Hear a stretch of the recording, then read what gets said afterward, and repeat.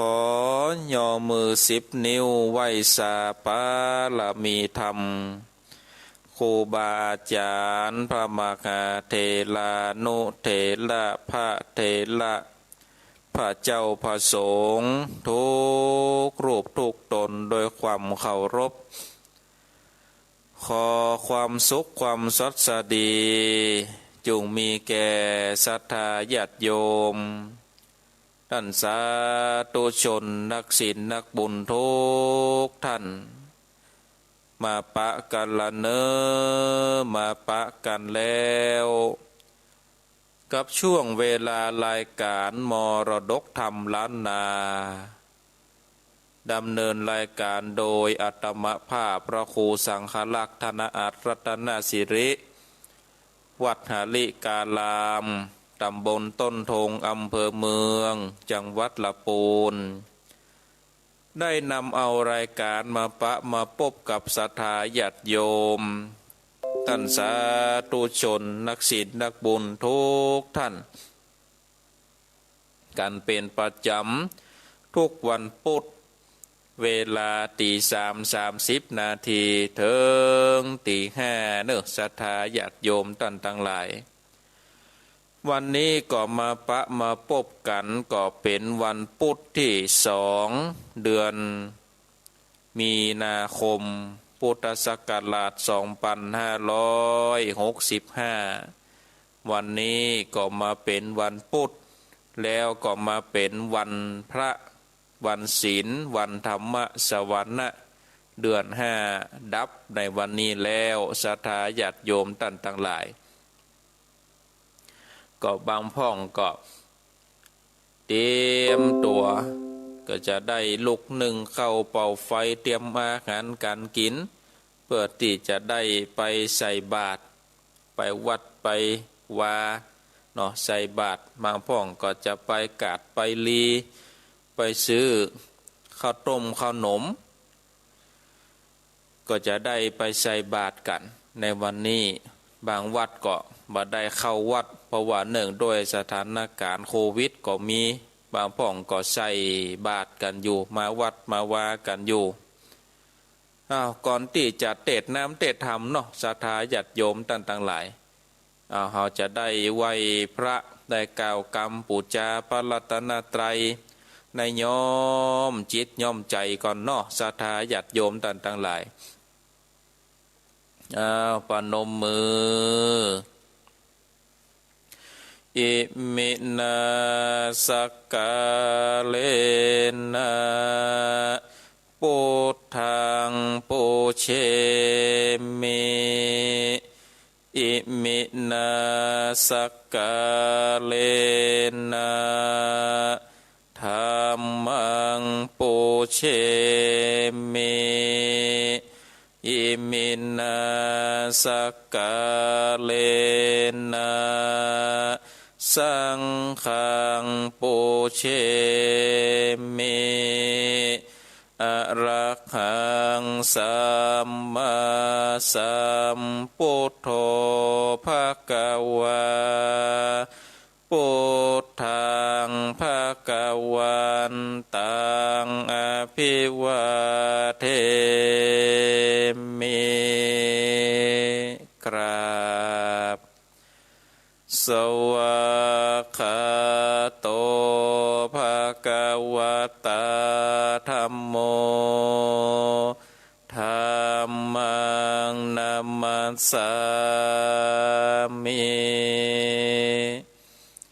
กราบสุปฏิปันโน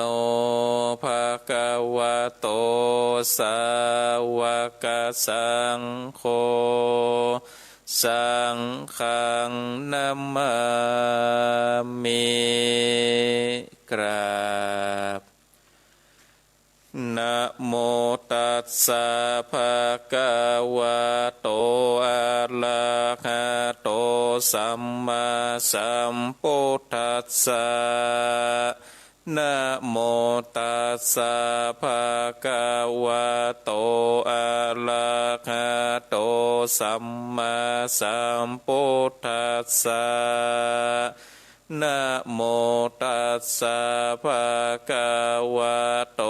อะระหะโตสัมมาสัมพุทธัสสะอิติปิโส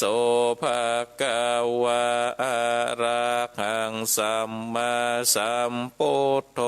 วิชชาจารณะสัมปันโนสุขโตโล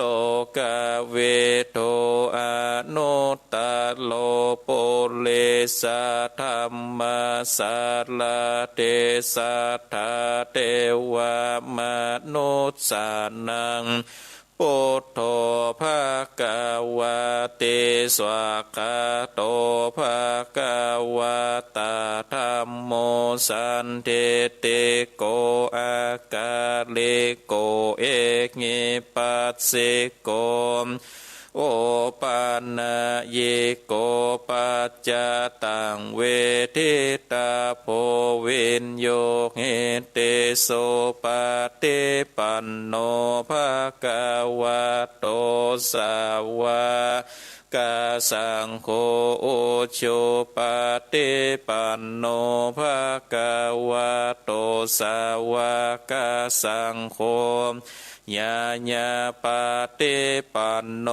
ภะคะวะโตสาวกสังโฆสามิจิปฏิปันโนภะคะวะโตสาวกสังโฆญาติตังจัตตาเลโปเลสะโยคาเนอัตถาโปเลสะโปกาลาเอสะภะคะวะโตสาวกสังโฆอะหุนายโยปะหุนายโยทาเกนายโยอัญชเลกาลนิโยอนุตตะลังปุญญาเขตังโลกัสสติสัตโตสัตโตภาปัญญาปาละมี30ตัสสะโตภาปัญญาปาละมีวัดแวดล้อมเวเลญาปาละมีล้อมละวังเดศีละปาละมีบางหอกดาบเมตตาปาละมีผ่าแป้ตังปืนตานาปาละมีคือเป็นปืนตั้งต่ออุเบกขาปาละมีก็เป็นเวียงเล็กเนคขมมาปาละมีก็เป็นกำแพงเปกสัจจาปาละมีแวดละวังเดเป็ดไม่ไตขันติปาละมีกายเกิดเป็นหอกดาบบังนาไม้แลปืนไฟอาทิฐานาปาละมีพันภาพไปโตกหนโตกแข่งแข่งแข่งแรงแรงป่าฝูงมันผีสางภายเพศตกตีพบที่ปังไปนี่นางแม่ทอละนีอาสาจันโสสะเหมือนฟันอยู่ข้างข้างน้ำนาทีนองกวางต่อกวางแตกตีฟองนานนองนานนอกกลายเป็นข้าวตอกดอกไม้มาถวายปูจาผ้าแก้วแก่นใต้สาทานผ้าปูทางเลยจูงมาภายโพดนะโนญาโตดโพดโภคา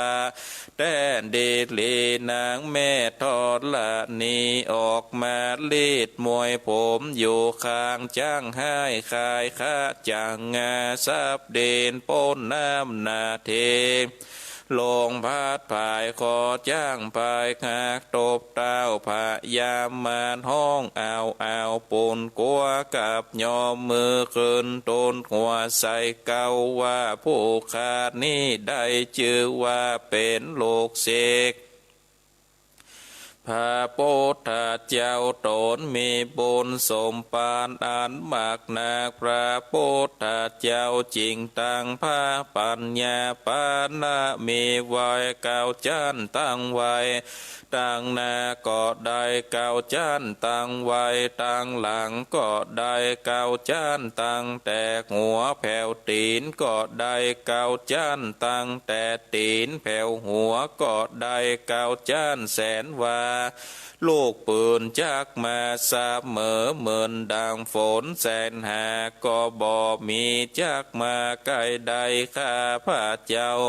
เลยได้ว่าพระพุทธกุณนางพระธรรมกุณนางพระสังฆ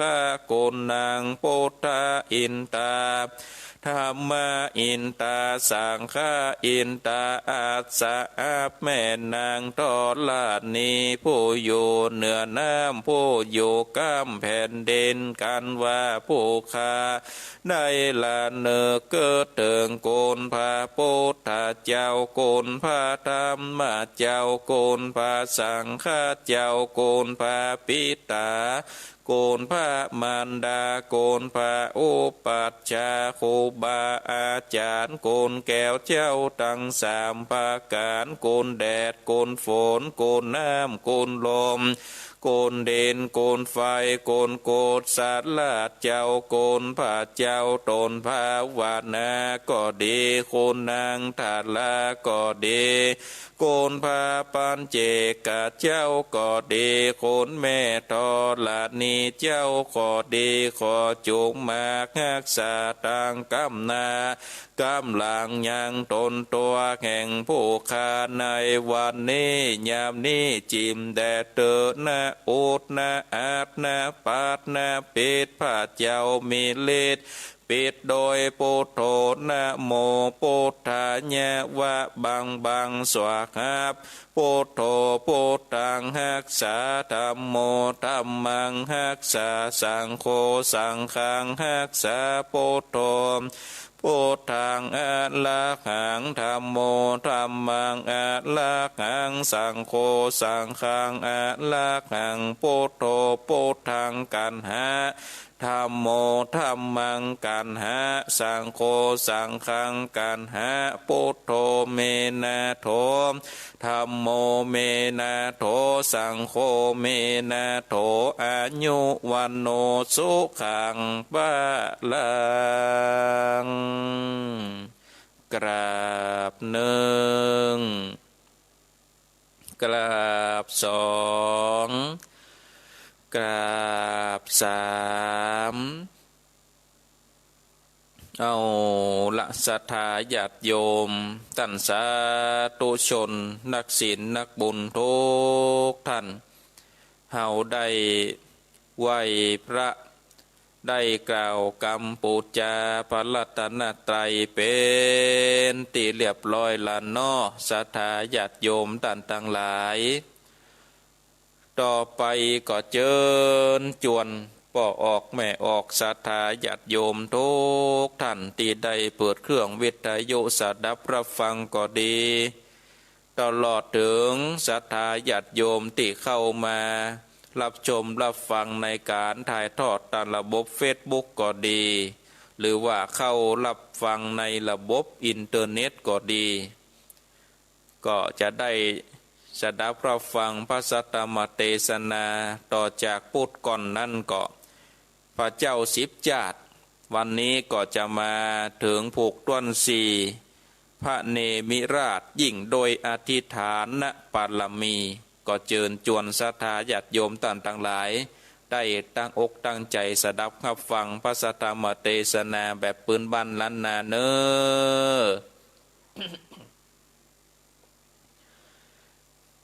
นะโม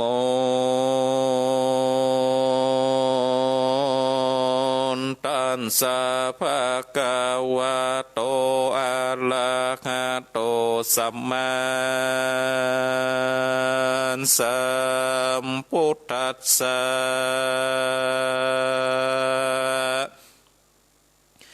อ สั ลังวันตันลากันสามินเต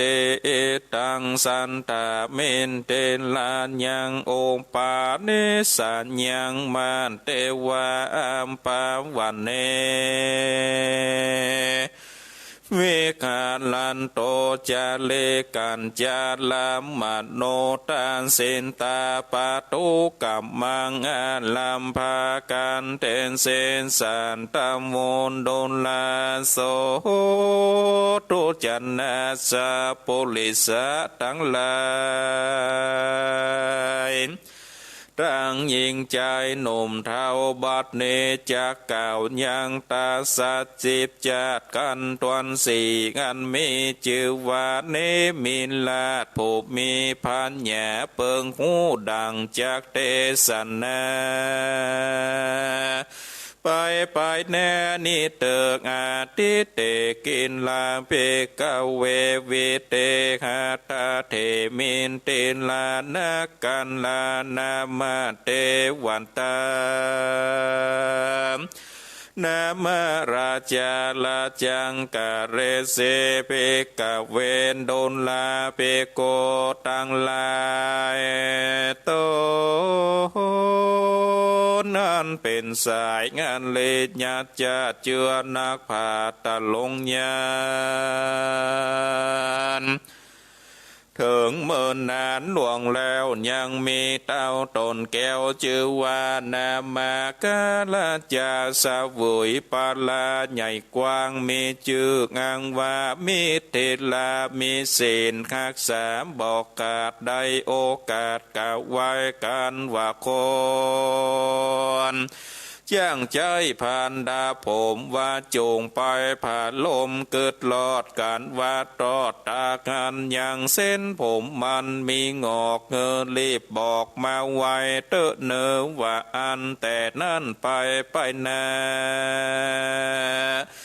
บ่อเนิ่นจ้าปอมเปผมเต้าโปเลก็งอกเป็นสีออกข่าวปอนจางตาผมก็ถอนออกไว้เงือเต้าได้เล็งหันเต้าหอดจันเกิดควายถึงภายใหญ่จักมา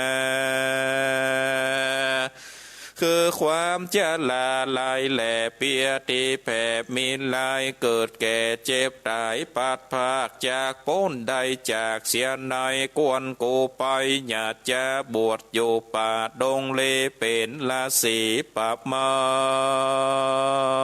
ย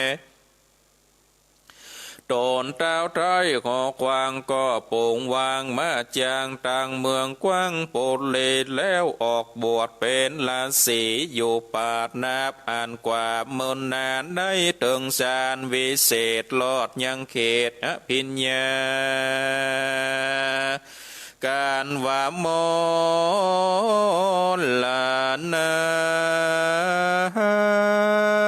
มวยเมืองจากโลกกว้างเมืองคนก็ได้เอาตนไปเกิดที่ผาเสดเมืองสวรรค์จำเนียนกาละนั่นไปนาอันว่าเจ้าฟ้ามิตรลามีนำนาหนุ่มเท่ากันว่าผู้ใดได้เป็นเจ้าสะเวยปุลีก็ถือเป็นพระเวณีสืบต่อสร้างสืบก่อกันมาการว่าเท่าจันลาผมงอกก็ปากันออกไปบวชถือพระนวดเป็นลาสีมีสินดีบอกขาดบอกประมาทลาสากันมอนละนามวยเมืองก่อนได้ไปอยู่สร้างเมืองบนเป็นเทวาบุตรเทวนาจูคนบอกขาดบอกกากาศคนใดและนาอันว่าเจือกาติญญาจาดวงศาแห่งเจ้าเมติลานั้นใสเป็นเต่าไทยเมืองบนบ่อครบตวน84,000 ตนนั้นใสยังค้างแถมตนหนึ่งได้เดลีและนากีละดังได้หูมานิลา หนอพระเจ้าตรัสลงญาณถึงเมินนานแต่ก่อนเกิดอยู่บ่อนเมืองโคนใดเป็นตนตันเต้าผาแผ่นดาวมิถินลากันอายุเท่าแก่มาแล้วโสดก็ได้ออกบวชเป็นละเสนการตายในพระกนาก็ได้ไปเกิดอยู่จันฟ้าโตสิตาและนาตันตาโปเตสันโตในกาละนั้นเล่าหนอพระเจ้าบุญมีเสวยสานเลจื่นจอยในปราสาทซอยตูสินตามุนนำนาแต่ใสหมื่นปีได้เป็นไม้กำยังมีหลายบอกขาดได้จากปราสาทเมืองบนเมื่อเอาปาฏิโสนกำเนิดในต้องนางผู้พาเสดเทวีแห่งเต้าปูเลมิเทลากัน10 เดือนมาควายแล้วนางก็พาสูตรได้ลูกแก้วเป็นใจงูกิงผายองค์อาจจิงใสชื่อว่าเนมิราชกุมารหากเป็นนอโปติญาณสัมมาสัมพุทธเจ้าว่าอันและนาแต่นั้นไปนาโต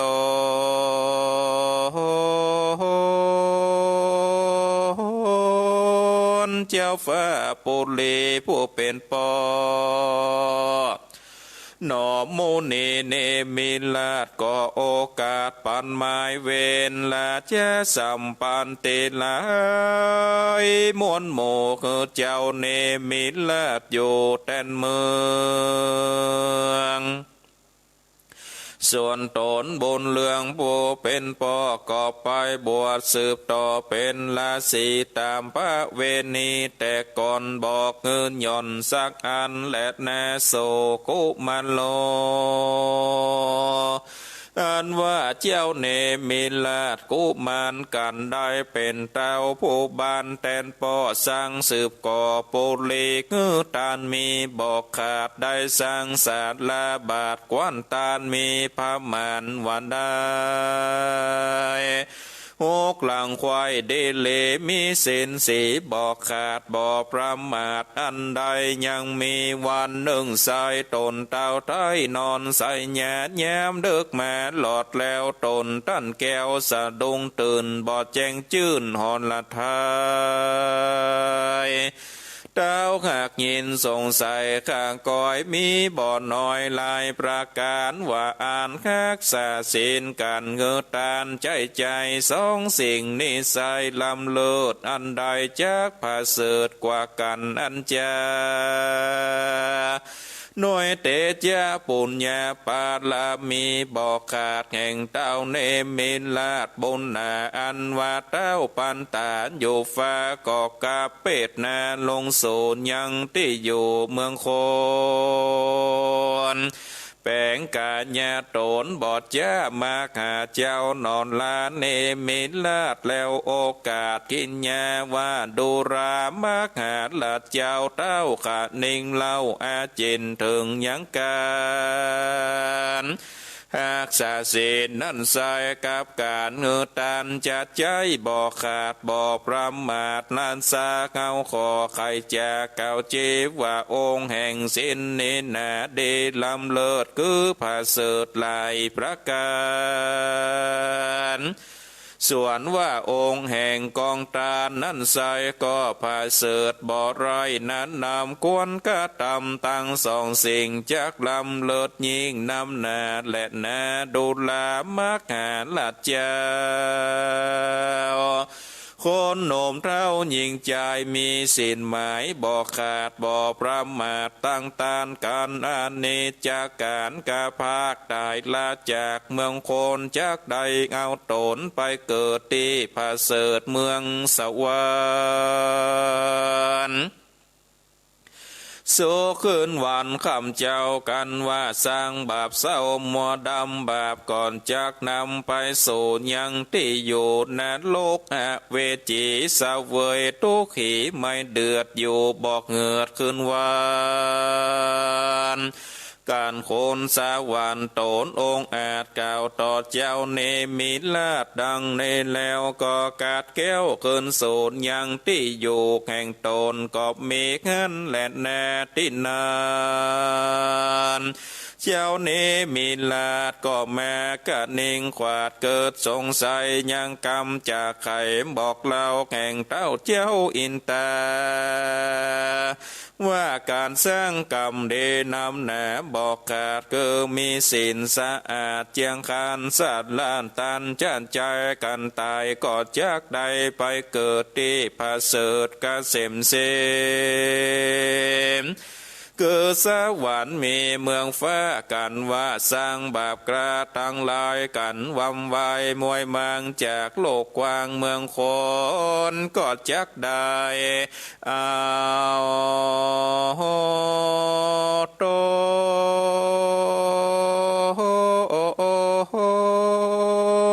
ไปเกิดแน่โลกเดือดอเวจเจ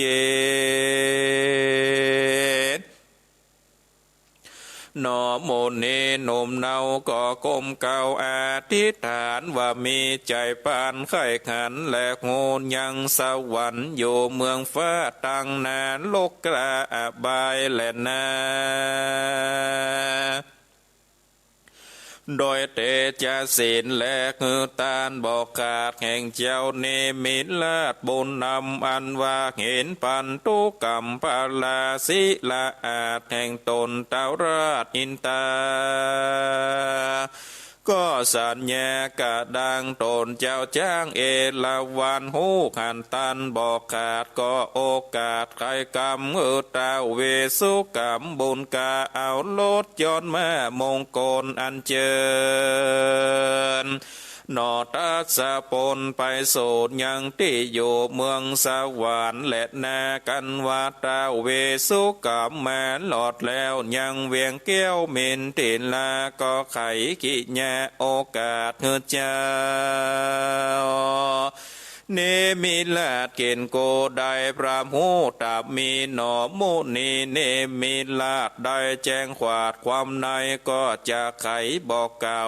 คนเท่าเท่ายิ่งใจ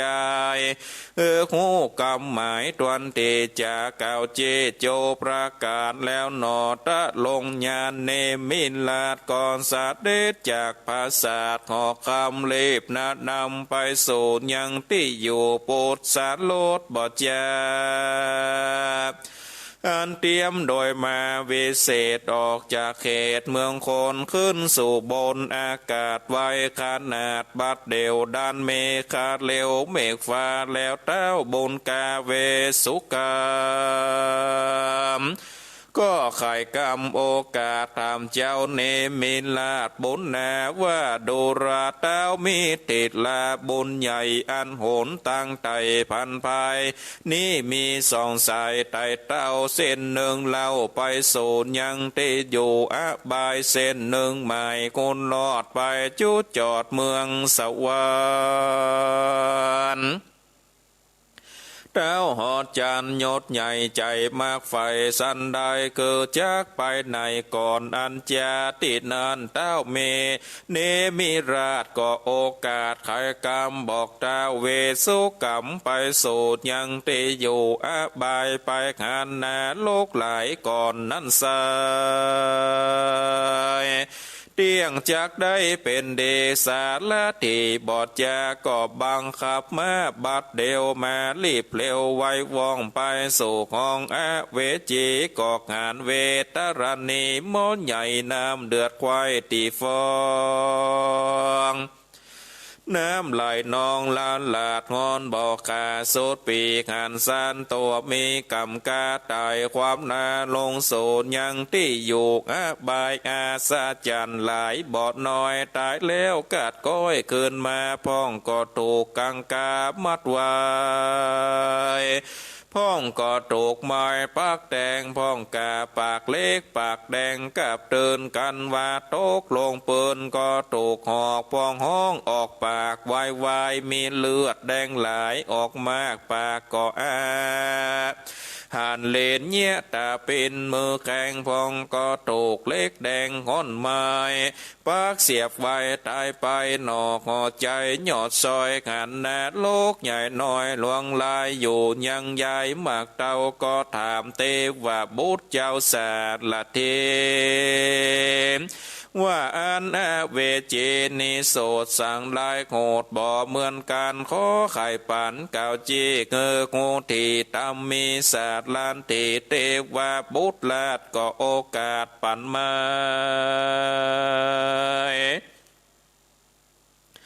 ว่านาโลกลายนั้นสายพองก็เป็นมอใหญ่น้ำนากอดย้อนคน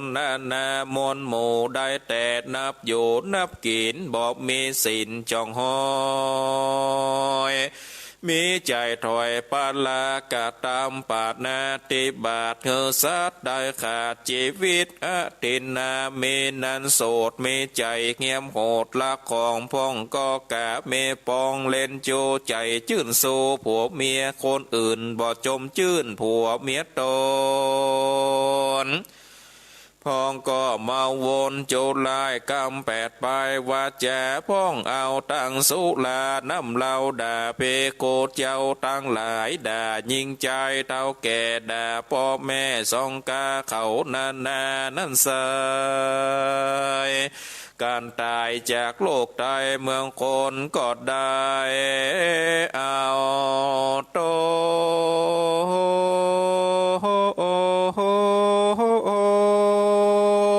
ลงโสนยังเตโยอเวเจ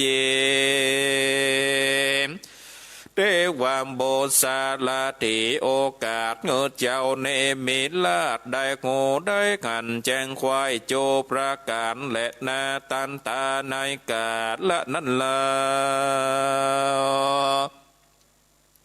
เทวามบุตรเจ้าตนองอาจก่อโอกาสกินยามว่าเจ้าโบนานยศใหญ่ขันนาโลกควายจูอันเฮากวนผ่านอย่าจะดันเมฆฟ้าไปสู่ยังที่อยู่เมืองสวร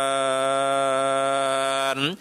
การได้ไข่ปานกล่าวแล้วก็บังคับมาแก้วเจียงคานสาหยองซานไว้ว่องดันตามจ้องเมกาบอดโนนจ้านำนาก็โพดมาลอดสูดยังที่อยู่เมืองสวร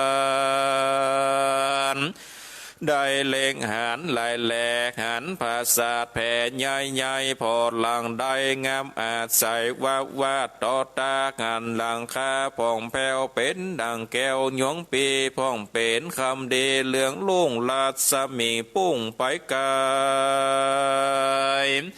พอไปได้เหนือใต้โศกบานควายโจภาการนอตะลงญาเนมิลาดก็โอกาสจะทำเป็นกำงามไข่โคว่าดูรา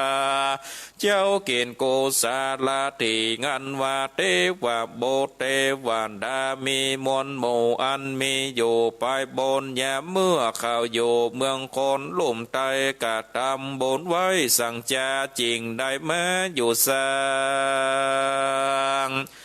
ภาษาดกว้างเมืองสวรรค์นั้นจะติดนั้นศาสลาเตโตนองอาจก็โอกาสจะใครว่าดูราเต้าหอดใจหนุ่มเนาตนเป็นเก่ามิถินลา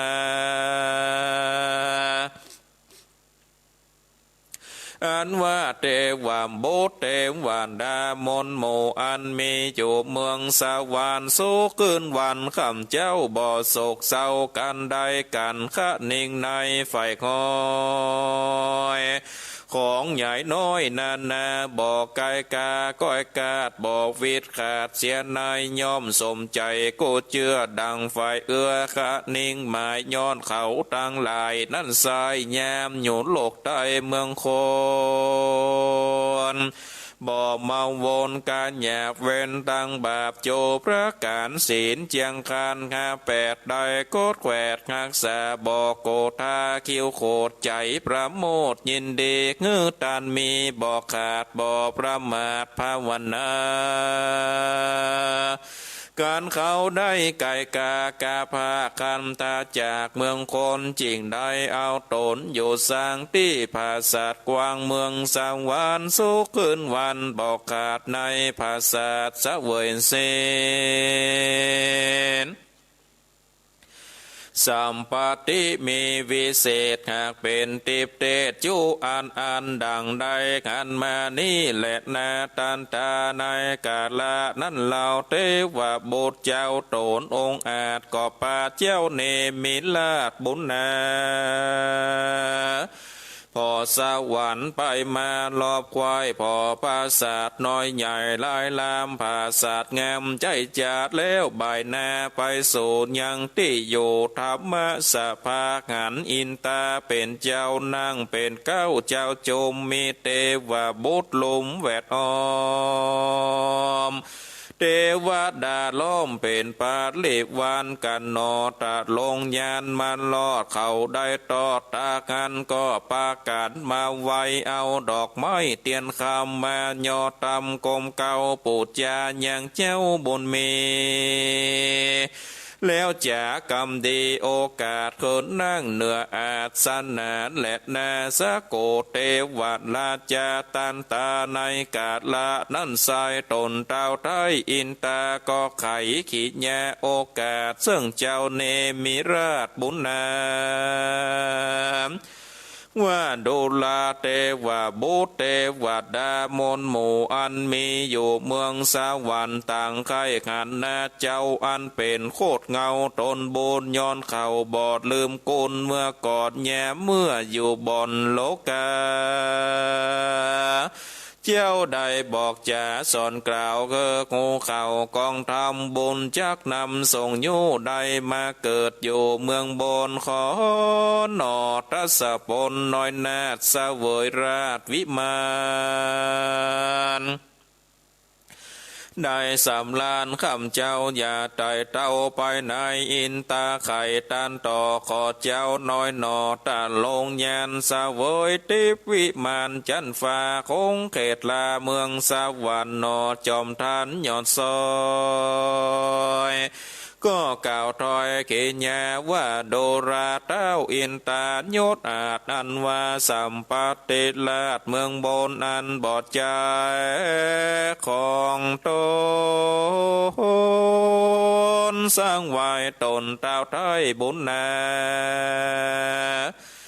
กับทั้งเทวามนหมู่จากแบ่งเฮอยู่นั่นใส่ข้าบ่อาจขับได้ดังไม้เขตเขาของหลายมวลมากกอดได้จากกองบุญอันได้หนุนสร้างก่อสร้างสืบต่อยาวนานจริงได้เจยบานชื่นจอ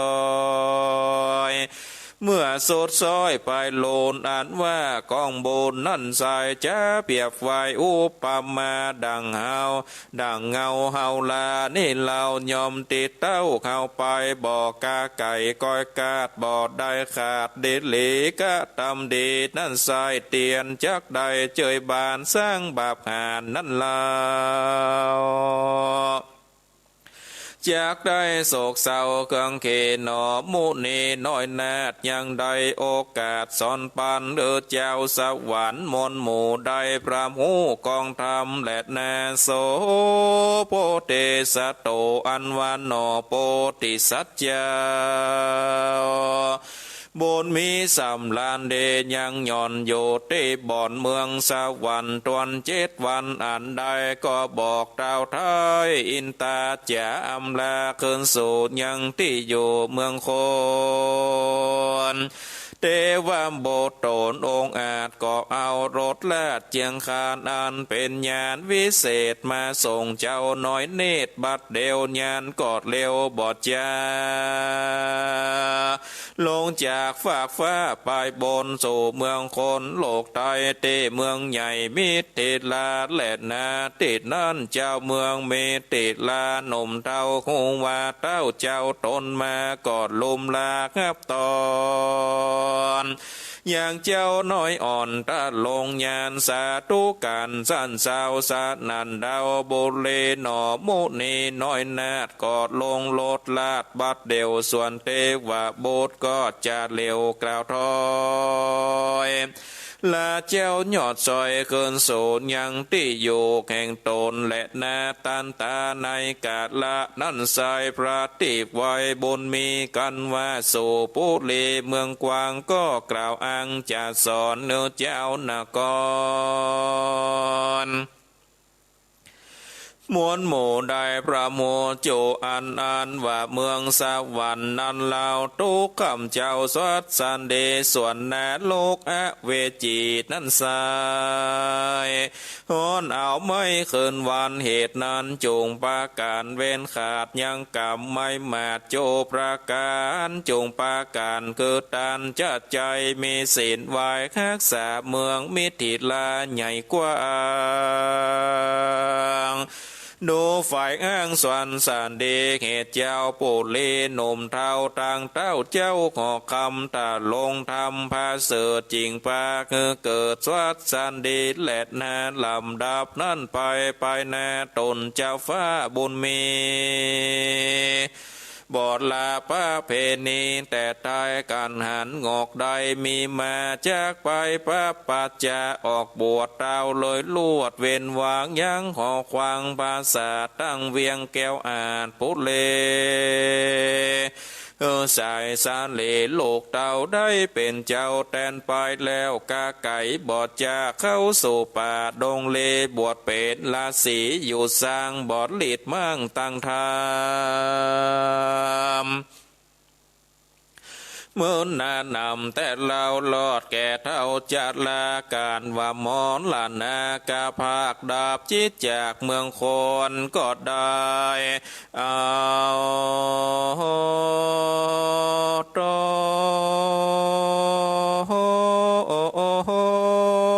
นไปเกิดจันพรมมาโลกเลิศกะเสมสีและนาสัทธาอิมังธรรมเตสนังอาคาลิตัวจาตากังสมุทาเนสิสันธานว่าสัพพัญโยพระพุทธเจ้าตนเป็นเก้ากว่าโลกโลกาการเตสนาถอยวาดก็จักจัดปังลังมาเตรียมอย่างจัดนี้คือแจ้งเทขันใสพระจิงไขโอกาสเป็นบทบาทกาถาวาตตาสังโฆอนุโลนโทอาโคเสจตุลาติราชาปุลิสาวาปุณฑาปาลิสาอาเกสงมินิราชาปนาอะหะเมวะสัมมาสัมพุทโธโลกานาโทดังนี้ภิกขเวดุราภิกขุทั้งหลาย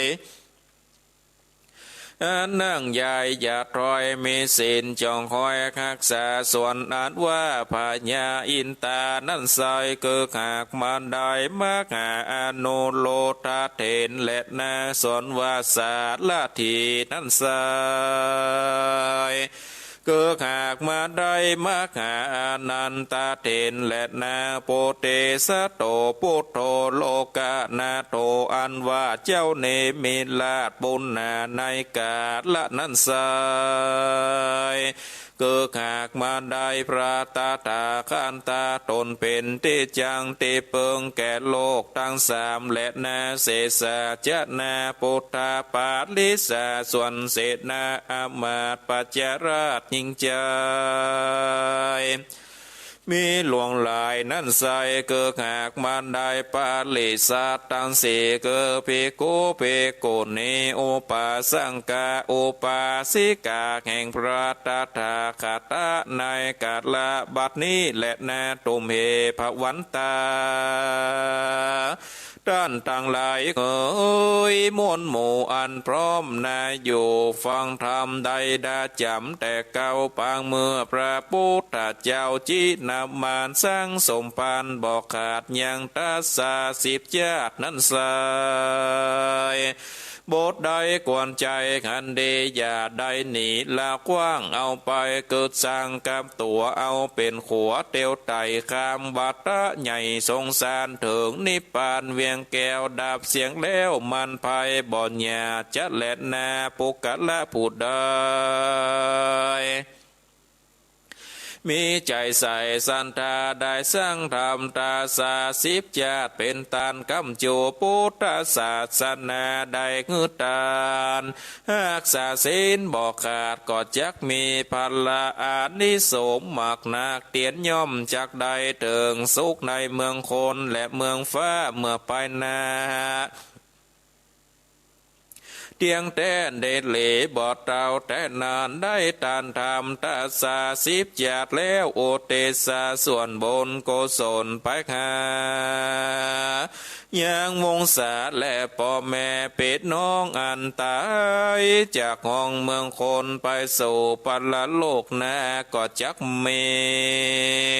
อันนี้ส่งกว้างขวางมากนักแลนี้ที่ตั้งขิญญาสั่งวันนาวิเศษจากห้องเหตุเนมิลาศอันเป็นตาสัจจาพระพุทธเจ้าปั้มเป่งห้องอธิษฐานปารมีก็บังกมสมเลสเดเอาละศรัทธาญาติโยมท่านสาธุชนนักศีลนักบุญทุกท่านการได้เทศนาธรรมเนมิราชซึ่งเป็นโภคตวนสี่เนาะเตจะสุเนเตคือพระเตมี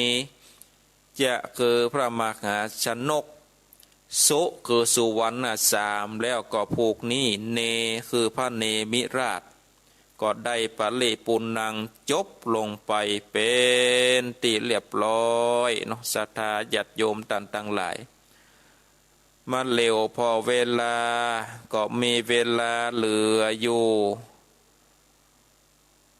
นักเหมือนกันเนาะศรัทธาญาติโยมต่างต่างหลายเนมิราชเนาะอันว่าทำผูกตวนสี่นี้ศรัทธาญาติโยมพวกก็ได้กล่าวถึงเนาะพระเนมิราช อันว่าเนมิราชนี้ศรัทธาญาติโยมพวกก็ได้อยู่ในบ้านในเมืองได้ครองราชสมบัติสืบสันติวงศ์ในพระนครมิถิลาพระ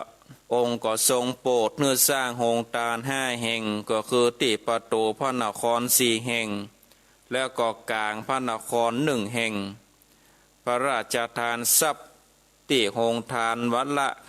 500,000กหาปณะถึงวันทรงบำเพ็ญเบญจศีลก็คือศีล5เป็นนิจ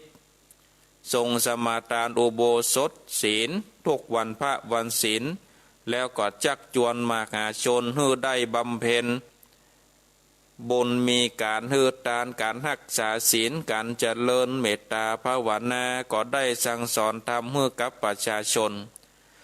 ได้หูถึงทางไปสวรรค์แล้วก็ทางไปนรก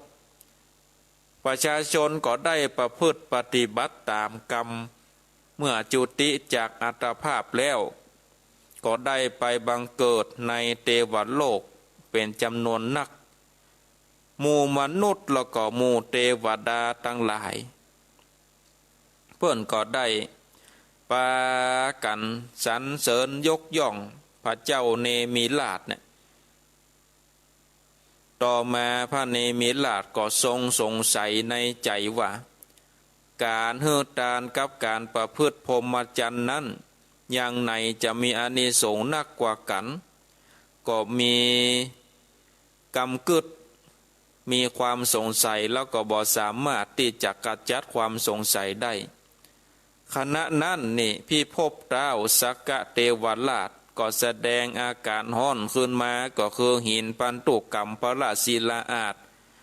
ของเท้ามคาวานเทพกุญชรสหัสเนตรหรือว่าเท้ามคาวานเท้าสักกะพญาอินตาชื่ออันเดียวกันก็ได้ทรงทราบถึงกรรมกึศของพระเนมิราชก็เสด็จไปยังพระนครมิถิลาประทับอยู่เบื้องพระพักตร์พระเนมิราชในทันทีก็ทรงเปล่งพระรัศมี อันลุ่งโลดสว่างสวัยไปตัวพระเนมิลาชเมื่อทรงทราบว่าเท้าสักกะเทวราชเดินมาเสด็จมาก็ทรงอนุเคราะห์พระองค์เพื่อที่จะได้อนุเคราะห์พระองค์ก็จึงทูลถามไปว่าทานและพรหมจรรย์อย่างไหนมีพลานิสงส์นักกว่ากันท้าวสักกะเทวราชก็ตรัสต่อไปว่าบุคคลย่อมเกิดในคติยสกุลเพราะประพฤติพรหมจรรย์อย่างต่ำบุคคลได้เป็นเทพเจ้าเพราะประพฤติพรหมจรรย์ปานกลางแล้วก็บุคคลย่อมหมดจดวิเศษเพราะประพฤติพรหมจรรย์อันสูงสุดหมู่พรหมอันไผ่จะพึงได้เป็นเพียงวิงวอนก็หาบ่ได้ต้องเป็นผู้บ่มีเย่าเรือนบำเพ็ญตบะธรรมจึงจะได้ไปเกิดในพรหมโลกนั้นเท้าสักกะเทวราชเมื่อจะทรงชี้ชัดว่าการประพฤติพรหมจรรย์เป็นคุณมีผลมากกว่าทาน100 เต่าพันเต่าหรือแสนเต่าก็ทรงแสดงเรื่องพระราชาในอดีต7 พระองค์ผู้ทรงบริจาคมหาทานแล้วก็มีผลเพียงไปสู่สวรรค์ชั้นกามาพจรเต่าอันบ่สามารถที่จะเข้าถึงพรหมโลกได้ส่วนพระฤาษีหรือดาบสผู้บำเพ็ญโพธิพรหมจรรย์เป็นผู้บ่มีเย่าเรือนได้ก้าวล่วงสวรรค์ชั้นกามาพจรบังเกิดในพรหมโลกแม่พระองค์ผู้เป็นเท้าสักกะเองก็เคยทรงบริจาคมหาทานแก่พระฤาษี10,000 องค์ที่ฝั่งแม่น้ำสีทาก็ยังบ่สามารถเข้าถึงพรหมโลกได้แต่พระฤาษีผู้รับทานและประพฤติพรหมจรรย์สามารถเข้าถึงพรหมโลกได้ก็เห็นได้ชัดว่าการได้ประพฤติพรหมจรรย์มีผลนักกว่าการฮือทานแต่ก็ทรงโอวาทให้พระเจ้าเนมิลาชทรงประพฤติธรรมทั้งสองก็คือการบริจาคทานแล้วก็รักษาศีลไปด้วยกันแล้วก็ได้เสด็จขึ้นสู่ดาวดึงส์สวรรค์เทพบุตรเทพธิดาก็ประชุมกันอยู่ที่เทพสภาชื่อสุธรรมมามีการปรารภถึงพระเนมิลาชโพธิสัตว์ก็ปากันทูลขอร้องเท้าสักกะเทวราชทรงอัญเชิญเสด็จมาเท้าสักกะเทวราชทรงรับกรรมแล้วก็มีเทวบัญชาคือมาตรีเทพบุตรได้นำเอาเวชยันต์ราชรถเทียมด้วยศีลทบ1,000 ตัว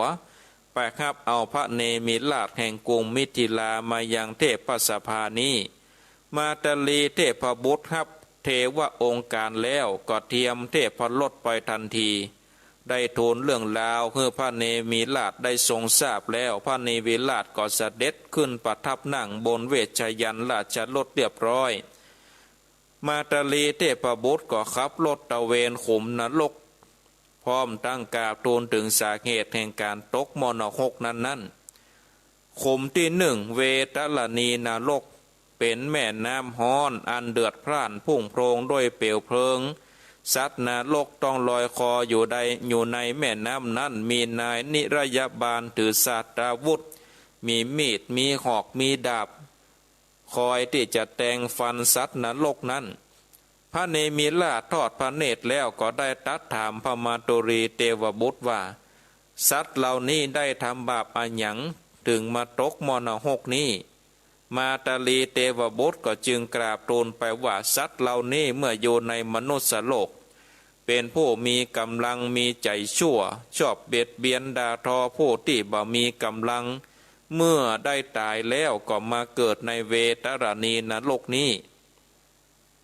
แล้วก็ไปขุมที่2เป็นแดนที่พวกสัตว์มีสุนัขแห่งกาติน่ากลัวกำลังไล่ฟัดกัดกินสัตว์นรกอย่างน่าสยดสยองสัตว์นรกพวกนี้เมื่อเป็นมนุษย์ก็เป็นผู้ที่มีความตณีที่เหนียวมีบาปมักบริพาทเบียดเบียนด่ากระทบสมณะชีพามเมื่อสิ้นชีพแล้วจะมาถูกฝูงแห่งกาเกี่ยวกินในที่นี้ขุมที่3เป็นแดนที่สัตว์นรกเดินย่ำเหยียบอยู่บนแผ่นเหล็กอันลุกโชนหดร้อนแรงมีนายนิริยาบาลคอยตีด้วยท่อนเหล็กอันลุกโพรงเฮือจมลงจนตายกลายเป็นเนื้อตินเล็กตินน้อยแล้วก็เกิดขึ้นมาใหม่ ถูกทรมานเลยไปอย่างอี้สัตว์นรกพวกนี้นี่เมื่อครั้งเป็นมนุษย์เป็นผู้มีบาปชอบเบียดเบียนด่ากระทบผู้มีกุศลธรรมกระทำกรรมหยาบจ้าก็มาเกิดในที่นี้ขุมที่สี่เป็นแดนหลุมฐานเพลิงสัตว์นรกถูกแตงอย่างทรมานอยู่ในหลุมฐานเพลิงนั้นสัตว์พวกนี้เมื่อเป็นมนุษย์นั่นเป็นคนชอบโกงชอบสร้างพยานเท็จหลอกลวงเอาทรัพย์ของคนอื่นทำเมื่อคนอื่นมีหนี้สินทุกข์ร้อนก็มาเสวยทุกข์ในขุมนี้ขุมที่ห้าเป็นแดนหม้อโลหะใหญ่อันเดือดพร่านสะร้อนแรงสัตว์นรกถูกยับแล้วก็โจ่งลงไปในหม้อนี้สัตว์นี้เมื่อเกิดมาเป็นคนนี่ชอบเบียดเบียนด่ากระทบสมณะชีพาผู้มีศีลก็ตกในโลหะกุมพีขุมที่หกเป็นสัตว์นรกได้ถูกผูกคอด้วยเชือกเล็กอันมีไฟลุกเอาหัวจุ่มในน้ำห้อนแล้วก็เคี่ยนก็ตีตัดคอพวกนี้นี่เป็นมนุษย์มีใจบาปได้ชอบได้ยับนกแล้วก็สัตว์ต่างหลายมาฆ่าก็มาเสวยทุกขเวทนาในขุมมรณะนี้ขุมที่เจ็ดเป็นแดนน้ำแกรบสัตว์นรกที่กระหายน้ำพอจะดื่มน้ำก็กลายเป็นแกบอันห้อนเมื่อดื่มเข้าไปก็ไหม้อวัยวะภายในเจ็บปวดทรมานสัตว์พวกนี้เมื่อเกิดมาเป็นมนุษย์เป็นคนที่ใจบ่สะอาดขายข้าวเปลือกแต้ปนข้าวรีบแล้วก็แกบแก่คนทั่วไปตายแล้วก็ไปนรกมรณะ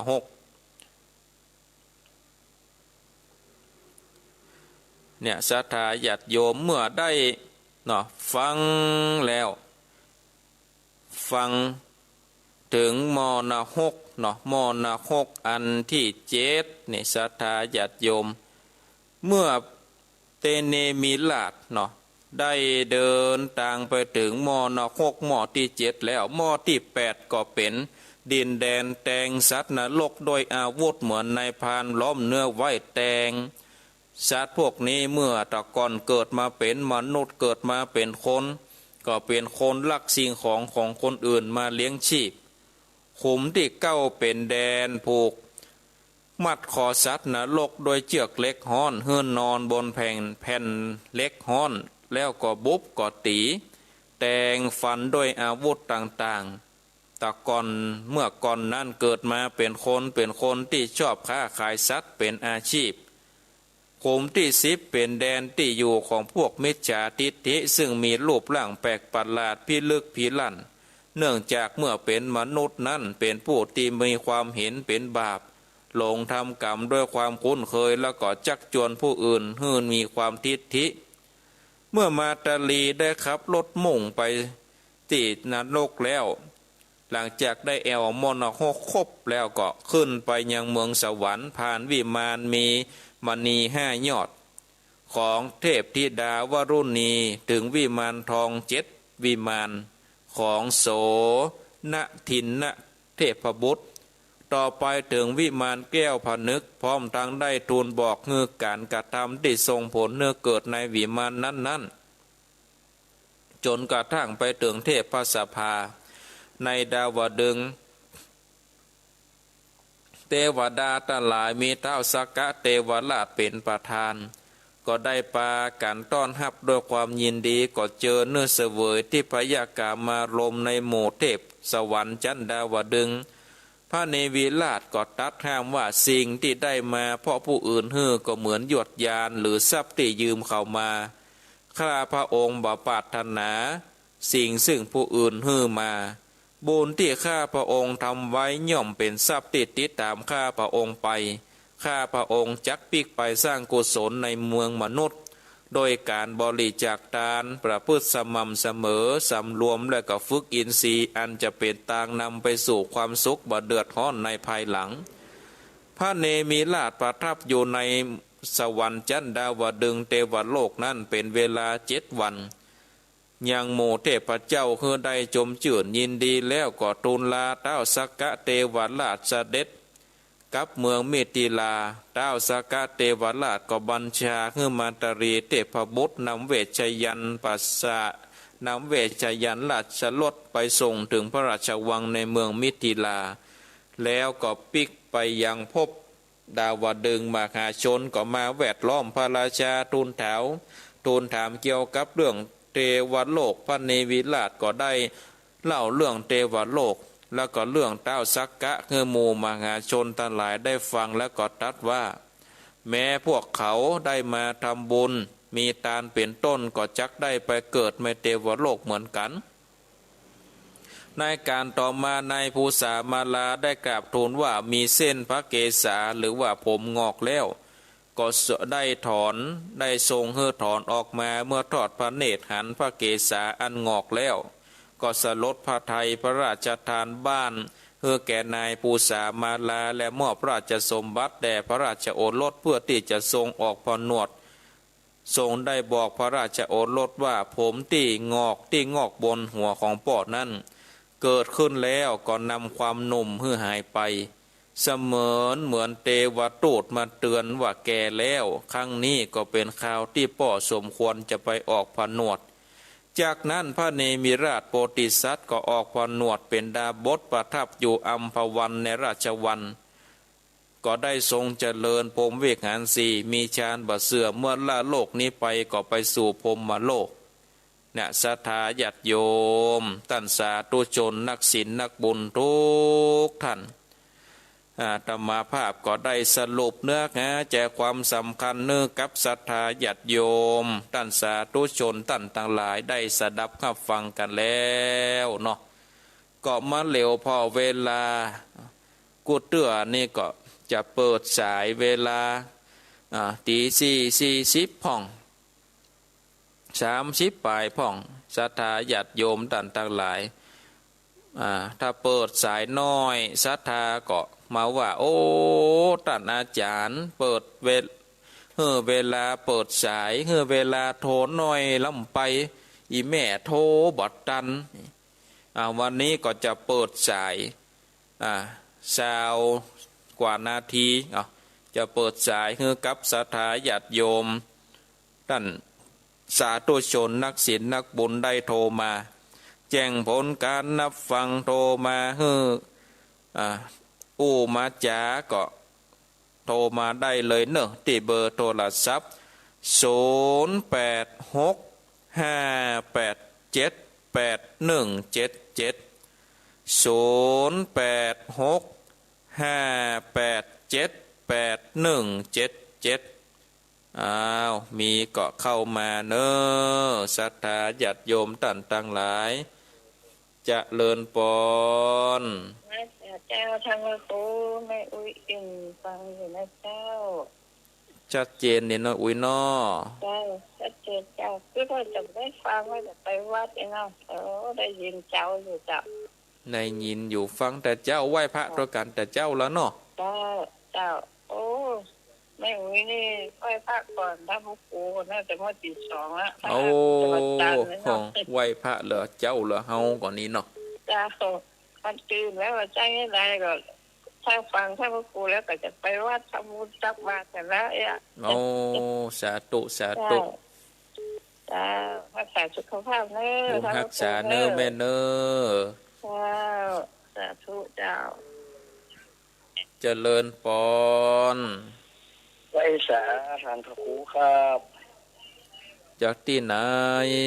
อันนี้ป่อนนานประเสริฐมันนาแดงอำเภอเมืองจังหวัดนครป่อนนาน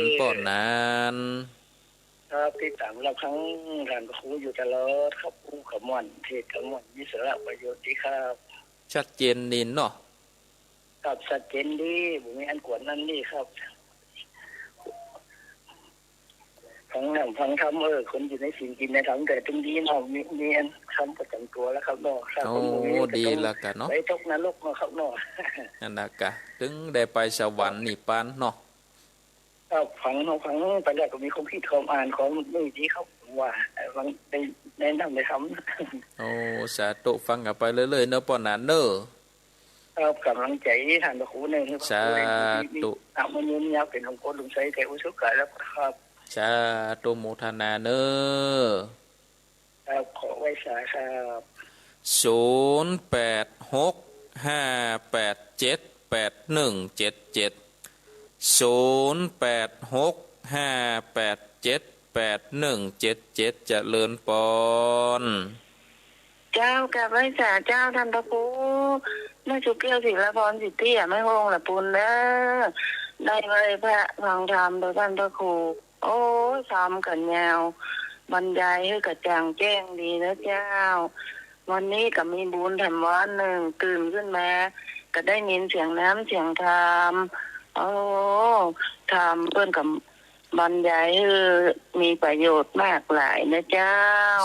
ชัดเจนเลยเจ้าเนอะท่านพระครูเจ้าแก่ไว้สาธุสาธุเจ้ามีก็เข้ามาแถมเปิดเพื่อโทรเต็มที่นะเจริญปอนเจ้าไว้สาเจ้าแม่น้อยก็เจ้าฟังแต่เจ้าเลยนะเจ้าฟังแต่เจ้าแล้วชัดเจนดีเนาะเจ้าชัดเจนดีเจ้ารักษาสุขภาพคือดีนะเจ้าเพราะว่าเดี๋ยวมาเสื้อองค์อยู่ค่อนวันหนักนะเจ้าสาธุโมทนาเจ้าไว้สาเจ้าโอมิคอนเนาะเ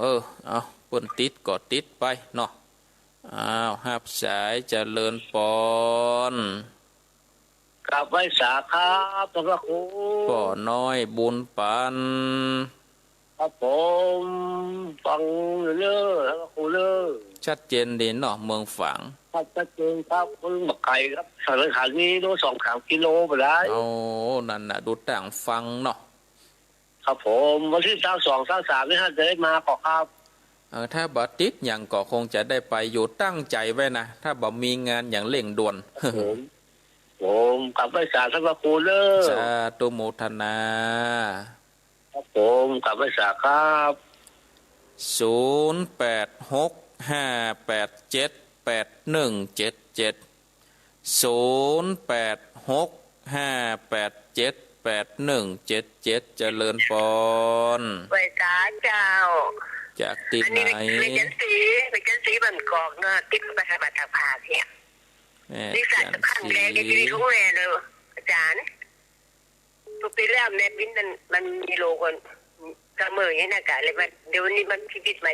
แม่ปิดมาแล้วเนาะมันรู้ไปหมดแล้วหมดตอนที่2 มกราเนี่ยสตาร์ชีวิตของแม่นะเดี๋ยวต่อไปนี่แม่จะฟังที่ตลอดเลยนะเจ้าสา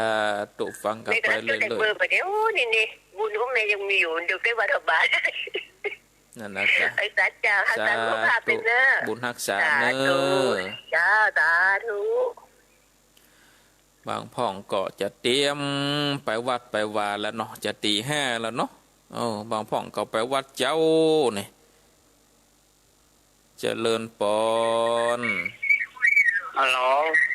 ติดแล้วติดแล้วเนาะติดแล้วจากที่ไหนจากป่าแดงหลังมอใต้วัดไผ่แม่ป่าแดงมหาวิหารนี่เนาะพ่อน้อยชื่อชาติบุญเรืองบ้านป่าแดงหลังมอกำลังฟังอยู่ฟังอยู่ชัดเจนนี่เนาะป่อนเนาะชัดเจนดีชอบคำในมิลาดนี่มีหลาดชอบด้วยก็ฟังกลับไปก่อนน่าจะเป็นตอนเป็นเน้นจะเคยเทศ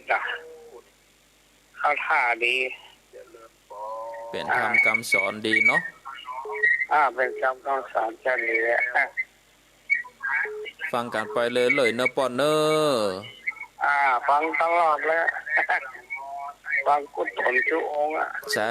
ธุโมทนาตั้งเที่ยงคืนว่าฟังตลอดดีแล้วรับห้องเป็นถ้าจะเจ้าฟังนั่นนะกะเปลี่ยนกันเนาะรับก็ฟังสาธุโมทนาครับโมทนารับก่อนรับไปเนาะตื่นมาก็ฟังแถมเมกะเนาะศรัทธาญาติโยมเจริญปอนกราบไหว้ศาลเจ้าท่านพระครูเจ้าจากที่ไหนวัดเกศการามเจ้า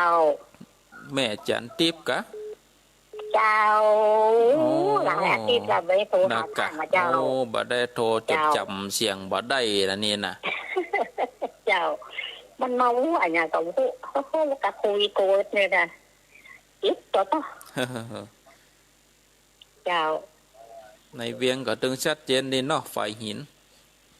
เจ้าชัดเจนดีเจ้า สาธุโมทนา เจ้ากำลังใจท่านพระคุณนะเจ้าว่าจะเจ้า 0865878177เจริญปอน ข้าพระสาเจ้าจะความพระเจ้าเรียนหมอรองเจ้า ชัดเจนดีเนาะแม่บัวค เจ้าฟังนะจะเป็นดีนะเจ้า ำสาธุฟังกันไปเรื่อยๆเนอะ เจ้านะ สาธุ สาเจ้า สาธุสาธุ เจ้าสาธุเจ้า 0865878177เจริญปอน กาไส้สาเจ้าท่านพระครู หนองบัวหนองบัว เจ้าวันนี้ติดยากเลย โอ้สายย่นนะวันนี้นะ เจ้าแต่กาสายนักแต่กาสายย่นแต่กาชัดเจนดีนะท่านพระครู สาธุโมทนา เจ้าฟังตั้งแต่ตีสามมาละ โอ้ดีแล้วดีแล้วดีแล้ว เจ้าติดตามตลอดนะ สาธุบุญรักษาเนอ เจ้ากาไส้สาเจ้า อ้าวหับสายไปเลยศรัทธาญาติโยมเจริญปอน ครับภาษาเจ้าท่านพระครูเจ้า จากที่ไหน จะตรงซานไม่ล้นตรงซานเจ้า ตุ่งชานเมืองปานเนาะ เจ้าสมมติมันขอเจ้าอำเภอเมืองปานเจ้าฟังกูเจ้าเจ้า เอาฟังกูเจ้า เจ้า ชัดเจนดีเนาะ เจ้าชัดเจนดีเจ้า สาธุโมทนาเอามีก็เข้ามาเลยเนอะศรัทธาเปิดโอกาสเนื้อโทรเต็มตีมันเต๋อนี่เอาท่านอาจารย์เวลาอีแม่โทรน้อยลำไปแม่กดปบัตตันวันนี้เลย20 กว่านาทีเลย10 กว่านาทีก่อนอ้าวมีก็เข้ามาเจริญปอน เจ้าสาธุเจ้าแม่น้องตาจางเจ้า แม่น้องตาจ้าง เจ้าฟังจังหวะเจ้าแล้วเจ้า ชัดเจนดีแน่นอนเนาะตาจ้างนี่ใกล้เนี่ยบ่ได้ เจ้า สาธุโมทนานะแม่เนอะ เจ้า อ้าวหับสายต่อไปอ้าวมีก็เข้ามา0865878177เจริญปอน ครับไว้สาท่านพระครู ก็บุญตันวันนี้นี่สายย่นนี่เนาะ โอ้คนตั้งแต่เช้าได้มาเดียวท่านฟังอยู่ตลอดท่านเนอ สาธุโมทนา กำลังใจนะท่านเนอ บุญรักษา ไว้สา 0865878177เจริญปอน พระษาเจ้าท่านพระครู จากที่ไหน ว่าจะเจโฮมเจ้า แจ่โฮมเมตตากะ เจโฮมเมตตาในเจ้า เมตตาในวันนี้ทำได้ไปวัดหมู่เจ้าโลกหนักวันนี้ แต่ปวนโลกหนักถามบ่ เจ้าจะได้แต่ เอาตามบ้านตามเมืองป่นนะกันเนาะ เจ้าไปถูกหัวเนาะ ชัดเจนเนี่ยเนาะแม่เนาะ เจ้าหมู่บ้านเยอะไว้มัน เอาตะปนก็หลายเหมือนกันเนาะ เจ้าหัวแต่ เอาอยู่ไปตามสถานการณ์ไปเนาะ ใจเนื้อ สา เจ้า สาธุ ไว้สาเจ้า หับสายต่อไปมีเกาะเข้ามาเจริญปอน มาสการเจ้าย ายพ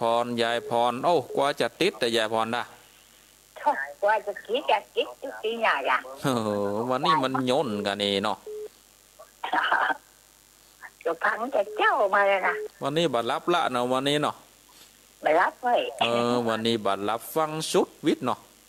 อ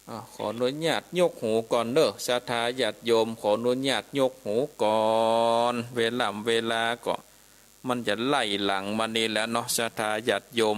เวลาก็ไล่หลังกันมาแล้วก็จะได้สรุปสายก่อนเนาะจะได้สรุปสายก่อนสรุปสายแรกก็จากแม่อุ้ยอินอำเภอสะเมิงโน